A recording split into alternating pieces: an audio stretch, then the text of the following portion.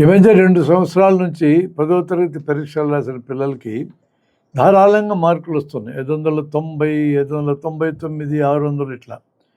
ఏది ఫినామినా కారణం అని ఎతికితే, ఇలా మార్కులు రావడం వలన తల్లిదండ్రులు హ్యాపీగా ఉన్నారు, స్కూళ్ళు హ్యాపీగా ఉన్నాయి, పిల్లలు హ్యాపీగా ఉన్నారు, ప్రభుత్వాలు కూడా హ్యాపీనే, డీఓలు హ్యాపీనే.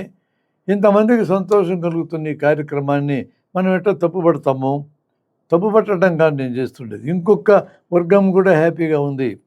పిల్లలకి ధారాళంగా మార్కులు రావడం వలన మేమందరం బ్రహ్మాండంగా పెర్ఫామ్ చేసామనే పేరుతో వీళ్ళు ఇంటర్మీడియట్ కాలేజీలకు వెళ్తారు. మంచి మార్కులు వచ్చిన వాళ్ళందరూ ప్రైవేట్, కార్పొరేట్ ఇంటర్మీడియట్ కాలేజీలకు వెళ్ళడానికి ప్రయత్నం చేస్తారు. మన రాష్ట్రంలో 2 పెద్ద కాలేజీలు ఉన్నాయి అట్లాంటి, నారాయణ, శ్రీ చైతన్య.